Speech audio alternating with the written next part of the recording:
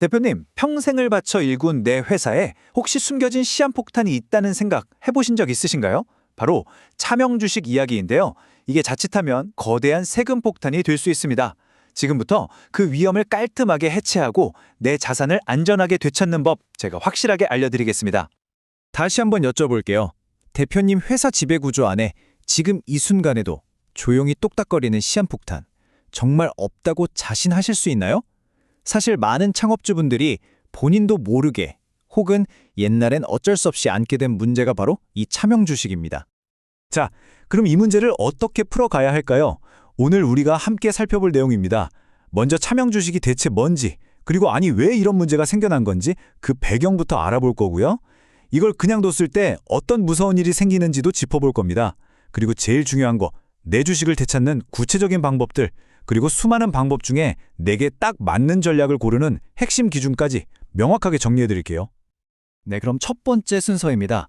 도대체 차명 주식이란 뭘까요? 이게 생각보다 정말 많은 건실한 기업들도 모르게 안고 있는 문제거든요. 그 정체부터 확실하게 파헤쳐 보겠습니다. 차명주식, 다른 말로 명의신탁 주식이라고도 하는데요. 개념은 아주 간단합니다. 실제 주인은 난데 법적인 서류상으로는 다른 사람 이름으로 주식을 올려놓은 상태를 말하는 거예요. 여기서 실제 소유자, 즉 대표님을 신탁자라고 부르고요. 이름을 빌려준 분을 수탁자라고 합니다. 어때요? 간단하죠? 내 소중한 재산을 남의 이름으로 둔다. 바로 여기서 모든 문제가 시작되는 겁니다. 아니 근데 멀쩡한 대표님들이 왜 이런 복잡한 상황에 처하게 된 걸까요? 이 문제의 역사를 한번 쭉 들여다보면요. 대부분이 무슨 나쁜 의도가 있어서가 아니었어요. 과거의 법적인 요건 때문에 정말 어쩔 수 없이 시작된 경우가 대부분입니다. 원인은 바로 옛날 상법 때문이었습니다. 자, 여기 타임라인을 한번 보시죠. 1996년 9월 30일 이전에는요. 회사를 하나 세우려면 발기인이 무려 7명이나 필요했어요. 상상이나 되세요? 그 이후 2001년 7월 23일까지는 3명으로 줄긴 했지만 여전히 혼자서는 창업이 불가능했죠. 그러니 어떻게 해요? 가족이나 친한 친구, 지인 이름이라도 빌려서 발기인 수를 채워야만 했던 겁니다. 2001년 7월 24일이 되어서야 비로소 지금처럼 1인 주주로 법인을 세울 수 있게 된 거죠. 물론 그 발기인 수 요건 말고도 다른 이유들도 있었습니다. 어디서 과점주주가 되면 큰일 난다는 좀 잘못된 조언을 듣고 지분을 나눠놓는 경우도 있었고요. 또 사업상 어쩔 수 없이 서류상 주주가 여러 명 필요했던 케이스도 있었죠. 아니면 대표님 개인의 신용 문제 때문에 혹은 상속세나 증여세를 좀 피해보려는 목적으로 차명 주식을 만들기도 했습니다. 근데 여기서 진짜 안타까운 점이 하나 있어요. 법이 이렇게 바뀔 때마다 정부에서 세금 한 푼 안 내고 차명 주지를 다시 진짜 주인한테 돌려놓을 수 있는 기회를 몇 번 줬었거든요. 근데 안타깝게도 많은 대표님들이 너무 바쁘게 경영활동 하시느라 이 중요한 기회를 그냥 놓쳐버리신 거죠. 그 결과 문제는 점점 다 꼬여버렸고요. 이제 와서 그땐 제가 잘 몰라서요 라고 말하기엔 리스크가 너무너무 커졌습니다. 결국 내 재산은 내가 지켜야 하는 거니까요. 자, 그렇다면 이 문제를 그냥 이대로 두면 어떻게 될까요? 지금부터 이게 왜 대표님의 소중한 유산에 있어서 째깍거리는 시한폭탄인지 그 진짜 위험성에 대해서 하나하나 짚어보겠습니다. 위험의 핵심, 그건 바로 세금입니다. 차명 주식이 있는 상태로 덜컥 가업을 승계한다? 그건 자녀에게 어마어마한 세금 빚을 떠넘기는 것과 같아요.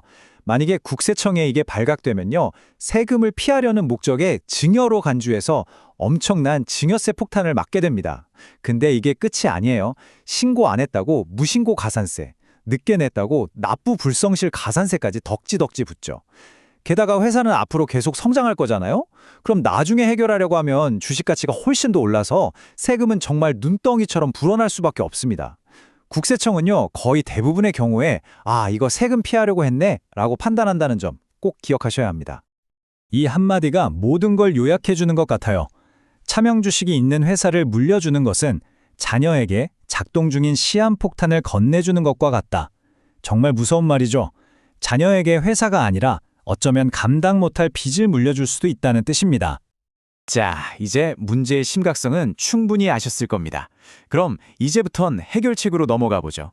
이 시한폭탄을 안전하게 해체하고 내 완전한 소유권을 확보하기 위한 방법들, 그 해결의 도구들을 하나씩 알려드리겠습니다. 내 주식을 되찾아오는 방법은 크게 보면 한 6가지 정도가 있습니다. 정부가 만들어 놓은 간소화된 확인 제도를 이용하는 방법도 있고요. 원래 내 거였음을 법적으로 주장하는 명의신탁 해지라는 방법도 있습니다. 그게 안 되면 아예 돈을 주고 사오거나 증여받는 방법도 있고요. 또 회사가 직접 그 주식을 사들이는 자기 주식 취득까지 상황에 따라서 쓸 수 있는 전략이 꽤 다양합니다. 이 중에서 가장 간단해 보이는 방법이 바로 국세청의 실소유자 확인 제도인데요. 근데 여기에는 아주 까다로운 조건들이 붙습니다. 일단 조세특례제한법상 중소기업이어야 하고요. 그리고 가장 결정적인 게 회사를 세운 시점이에요. 2001년 7월 23일, 이 날짜 이전에 세워진 회사만 해당됩니다. 여기서 끝이 아니에요. 진짜 주인하고 이름을 빌려준 사람, 두 사람 모두가 회사 설립 당시의 발기인이었어야만 이 제도를 이용할 수가 있습니다. 조건이 정말 까다롭죠? 보시는 것처럼 이 간소화된 제도는 정말 아주 특정 그룹의 극소수 회사들만 이용할 수 있는 방법입니다. 그렇다면 여기에 해당하지 않는 대다수의 대표님들은 대체 어떻게 해야 할까요? 이제 오늘 이야기의 가장 중요한 마지막 단계입니다. 바로 올바른 전략을 선택하는 것. 그리고 그 선택은요, 전적으로 단 하나의 결정적인 요소에 달려 있습니다. 그건 바로 증거입니다. 이 점은 정말 꼭 반드시 기억하셔야 합니다. 만약 이게 차명 주식이라는 명백한 증거가 있다면 당신은 반드시 일반 명의신탁 해지 절차를 밟아야만 합니다. 이건 선택사항이 아니에요. 법적으로 요구되는 유일한 길입니다. 그러니까 전략은 증거가 있냐 없냐에 따라 길이 완전히 갈리는 겁니다. 왼쪽에 보시는 것처럼 이건 명백한 명의신탁이다 라는 증거가 차고 넘친다면 길은 딱 하나뿐이에요. 바로 일반 명의신탁 해지를 통해서 원래 내 것이었음을 법적으로 확인받는 거죠. 이렇게 하면 새로운 세금이 발생하지 않습니다. 하지만 오른쪽처럼 증거가 좀 애매하거나 아예 없다면요. 그럼 어쩔 수 없이 주식을 돈 주고 사오거나 증여받는 것 같은 다른 방법을 써야만 합니다. 이 경우에는 완전히 새로운 거래로 보기 때문에 그에 따른 세금이 당연히 발생하게 되는 거죠. 자, 오늘 내용 다시 한번 머릿속에 정리해 보겠습니다. 첫째, 차명 주식은 그냥 사소한 문제가 아니라 정말 심각한 재무 리스크, 승계 리스크라는 점. 둘째, 이 문제는 나쁜 의도보다는 과거의 낡은 법 때문에 시작된 경우가 많다는 것. 셋째, 해결 방법은 여러 가지가 있지만 결국 모든 것은 증거가 있느냐 없느냐에 따라 결정된다는 것. 그리고 넷째, 이 문제를 외면하고 시간을 끌수록 해결 비용만 눈덩이처럼 불어난다는 겁니다. 마지막으로 이건 절대 혼자서 해결할 수 있는 문제가 아니니 반드시 전문가의 도움을 받아서 올바른 길을 찾으셔야 합니다. 이제 대표님 스스로에게 질문해 보실 시간입니다.